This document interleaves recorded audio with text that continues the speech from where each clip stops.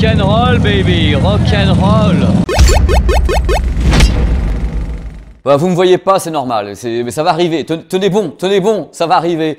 Bonjour, bienvenue sur ma chaîne YouTube PP World pour le test du Blu-ray Disc que vous m'avez beaucoup demandé, le Blu-ray Disc Ultra HD du film Bohemian Rhapsody. Alors comment se déroulent ces tests? Ce sont des tests qui ne sont pas artistiques, ce sont des tests techniques où je regarde l'image, j'écoute le son plusieurs fois. Dans cette vidéo, donc dans l'ordre, d'abord on va parler du tournage du film, comment est-ce que ce film a été tourné, numérique. Pas numérique, le master est comment? Est-ce qu'on l'a fabriqué en 2K, en 4K, en 8K? J'en sais rien du tout, vous saurez ça tout à l'heure.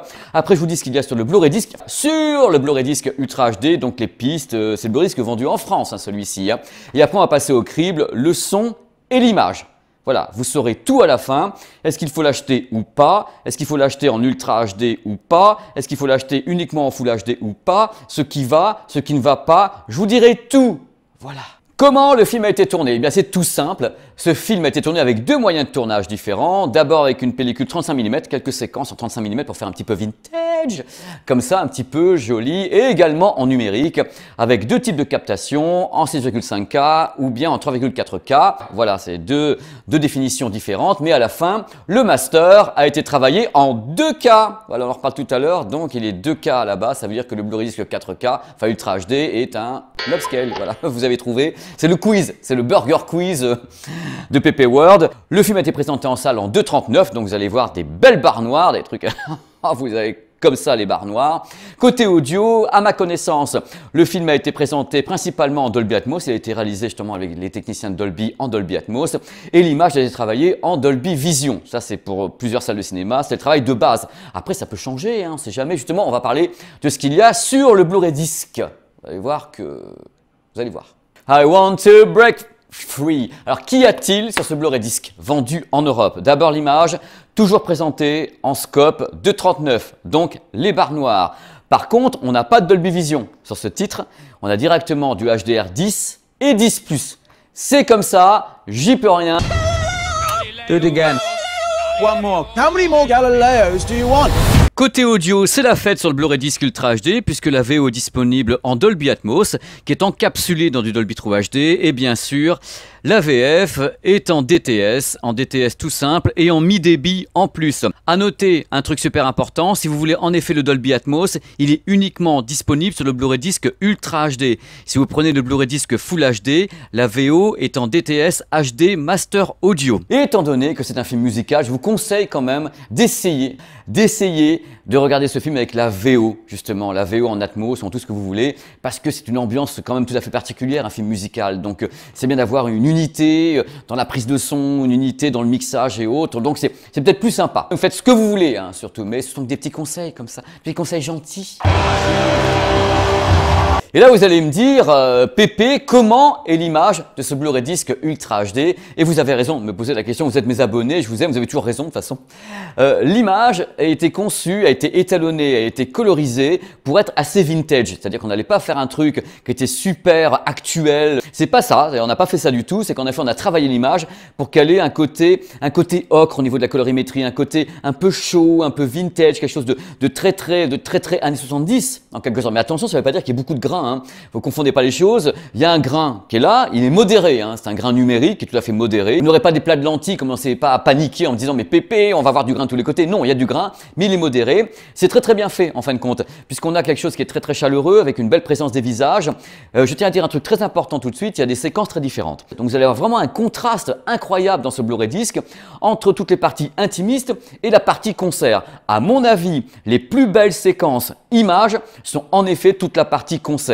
Il y a à la fin de ce Blu-ray Disc Ultra HD 4K le bonus de 21 minutes du concert intégral, enfin du moins ils l'ont tourné sur 21 minutes, de Wembley. Et c'est à mon avis les plus belles images de ce Blu-ray Disc. Ça, il n'y a pas photo, c'est qu'à le dire, c'est magnifique. Il y a une présence du visage qui est incroyable. On voit même la colorimétrie des yeux d'une façon absolument incroyable. On voit tout l'iris, on voit la barbe, on voit les pores. C'est absolument dingue. Il y a des gros plans de folie. Et il y a un gros plan qui m'a beaucoup impressionné. À un moment donné, on a bien sûr une création numérique qui arrive du ciel et qui va directement à l'intérieur du stade de Wembley. Et là, on voit tous les détails de la foule. Croyez-moi qu'il faut vraiment avoir une super définition d'image pour pouvoir aller voir tous ces détails de la foule sans que ça fasse une sorte de grand paquet de pixels. Et ça fonctionne.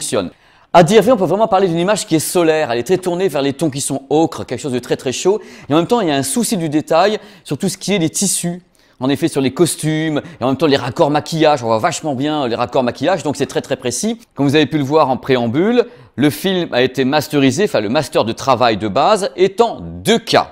Donc ce Blu-ray disc Ultra HD a été upscalé, c'est-à-dire qu'en effet, on a travaillé l'image pour l'amener vers l'Ultra HD avec un upscale professionnel. J'insiste sur le mot professionnel parce qu'en effet, on a toujours l'impression que c'est un upscale d'un téléviseur avec ouais, ça calcule comme ça. Non, c'est quelque chose, d'un gros travail hein, en labo pour arriver à faire un upscale professionnel dans le cinéma numérique 2K vers Ultra HD, enfin ou vers 4K. C'est très très compliqué.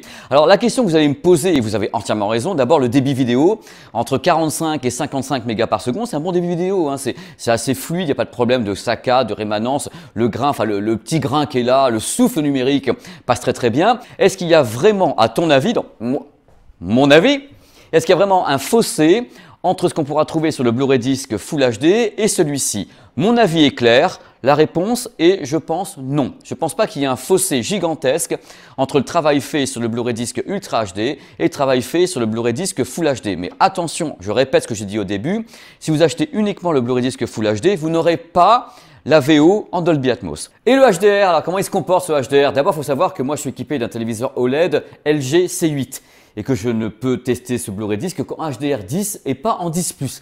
Voilà, c'est comme ça pour le moment. Je n'ai pas acheté de matériel compatible HDR10+, donc j'ai fait que le HDR10. Il est vrai qu'il y a un apport. C'est vrai sur le rendu du noir, sur la colorimétrie qui paraît plus poussée, plus réaliste. Ces tons comme ça ocre, cette colorimétrie, cette colorisation chaude me paraît un peu plus vive en HDR10 que sans le HDR10. Le fossé n'est pas gigantesque, mais on a un apport dans tous les cas.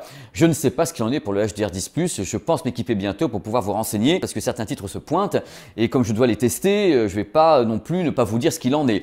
Mais là, aujourd'hui, je n'ai pas encore ce matériel, donc je suis en HDR10. Tout simplement. Mais c'est déjà bien. Moi, je me suis dit, il n'y a que la Fox pour le moment. Il n'y a pas 36 milliards de titres de la Fox, mais si en effet d'autres s'y mettent, on ne sait jamais. Donc, on ne sait jamais. Ils sont capables de grandes surprises à Hollywood. Hein. Croyez-moi sur parole, ils sont insatiables de ce côté-là. Non mais vraiment. Oh, Freddy. Voilà, vous en savez un petit peu plus sur la vidéo. Maintenant, on va parler un petit peu de l'audio. Parce que quand même, c'est un film musical. Est-ce que c'est bien fait? Est-ce qu'on est dedans? On est dehors? Que se passe-t-il avec Bohemian Rhapsody? Alors bien sûr, je l'ai écouté en Dolby Atmos. Et je l'ai écouté en version non Dolby Atmos. Alors il faut dire que le Dolby Atmos est plutôt finaux, hein. C'est pas les plus grands effets du monde et en même temps ce film n'est pas Apocalypse Now, hein. Je veux dire c'est vrai qu'on a des effets d'ambiance assez intéressants toujours pendant cette séquence du Live Aid à Wembley. Ça c'est vraiment assez étonnant, les bruits de foule et autres, c'est très bien retranscrit, mais le reste du film, tout ce qui n'est pas cette séquence de Wembley, donc du stadium, c'est quand même un petit peu un Dolby Atmos qui est un peu timide. Un petit peu timide. Alors la question est toute simple. Est-ce que l'apport du Dolby Atmos est important sur ce film au point de se dire il me faut absolument le Blu-ray Ultra HD et non pas le Blu-ray Full HD? Je me pose la question parce qu'en DTS HD Master Audio, ça fait très très bien le boulot parce que la piste son est vachement bien mixée. C'est-à-dire qu'en fin de compte, une belle présence des voix. On a comme ça une piste son qui est très équilibrée, très bien mixée, c'est très fin, une belle présence des voix, c'est très chaleureux. On a une super intro de certains morceaux, dont We Will Rock You. What's the lyric? C'est très ample, on est dedans, on est pris, la musique est bien retranscrite et on n'a peut-être pas besoin de l'Atmos. Et là, vous allez me dire, mais Pépé, qu'en est-il de la VF en DTS 5.1? Je ne peux pas vous la conseiller parce que franchement, quand on compare vraiment la VF en DTS avec la VO, justement avec un son HD ou Dolby Atmos et autres, le fossé est tellement énorme qu'on se dit non, c'est pas possible quoi. Surtout les séquences justement du Live Aid à Wembley avec la foule et tout, avec la musique. À chaque morceau de musique, il y a vraiment un son étonnant sur les pistes HD, donc en VO et en VF. Je peux pas vous la conseiller. Ça, c'est mon avis. Alors après, ça n'engage que moi. Hein. En effet, vous voyez, quelquefois, je suis capable de vous dire de ne pas acheter quelque chose de cher pour aller vers quelque chose de moins cher. Vous voyez, je suis capable de le faire. Donc là, je me dis, peut-être que l'Atmos, on peut vivre sans. Donc on peut vivre sans l'Atmos et on peut vivre sans l'upscale vers l'Ultra HD. Donc on se dirige quelque part vers une excellente version de Bohemian Rhapsody en Blu-ray disc, tout simplement Full HD. peut-être que là, sur ce coup-là, je n'ai pas moi senti un fossé gigantesque entre le Blu-ray disc Ultra HD et le Blu-ray disc Full HD, que ce soit en audio ou bien en vidéo. Voilà, c'est ce que j'avais à dire sur ce titre en Blu-ray disc. C'est quand même étonnant comme conclusion, mais c'est ma conclusion. Donc, les amis, ne me faites pas dire ce que j'ai pas dit. Je n'ai pas dit que le Blu-ray disc Ultra HD était mauvais.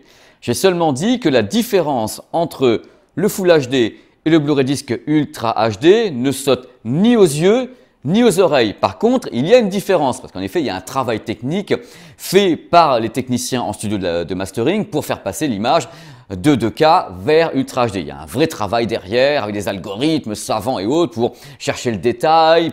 Voilà, on part d'un master quand même numérique qui est très très élevé techniquement. Donc fatalement, bien sûr, quand on pousse, on peut avoir des choses qui sont cachées dans le master qui peuvent réapparaître comme ça, comme par magie, sur un master Ultra HD boosté, donc upscalé. Mais globalement, ce n'est pas pour moi le meilleur exemple de ce qu'on peut faire en Ultra HD sur un Blu-ray disc. Il y en a qui sont, à mon avis, meilleurs et plus démonstratifs.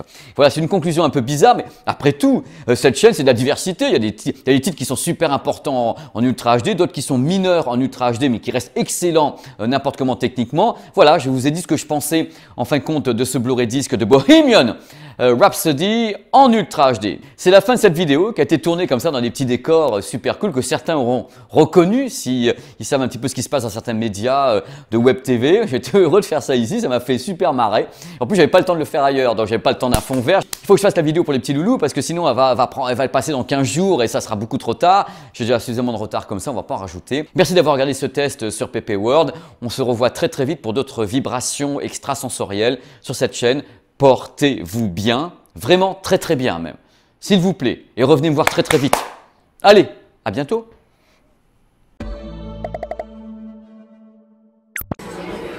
Séquence émotion, on est chez Amigo Juan ou Julio, je sais plus, un restaurant mexicain, le seul d'ailleurs du coin. Je vais vous faire visiter un petit peu, alors ça fait mal aux yeux, hein. Je vous préviens. Alors ici, voilà, c'est Amigo Juan. Vous allez tout regarder, regardez ici.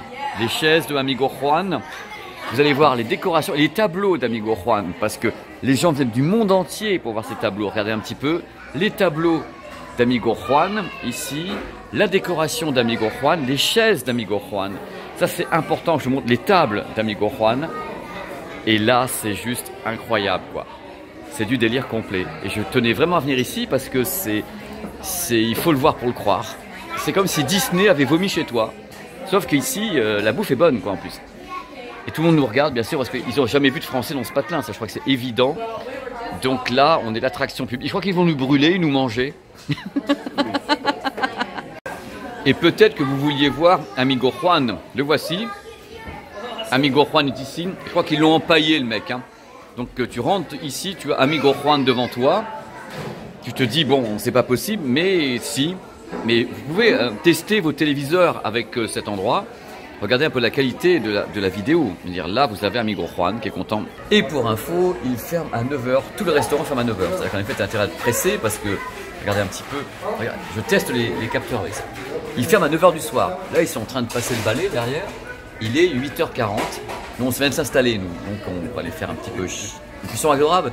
Ils viennent nous parler. Ils ont un accent à couper au couteau. C'est-à-dire que je suis habitué quand même à aller aux États-Unis, mais je fais toujours un peu la Californie, je fais New York et autres, mais là on est à l'intérieur des terres, alors Kansas, l'accent est terrible. Et même moi je suis là. Qu'est-ce que tu dis? Là, on approche là. Là, voilà, Klipsch, et c'est ça. Alors regardez un peu ce qu'il y a autour. Vous allez vite comprendre que ici, ça n'a pas dû leur coûter cher d'implanter l'usine parce que vu le prix du mètre carré, à mon avis, il y a eux et eux quoi.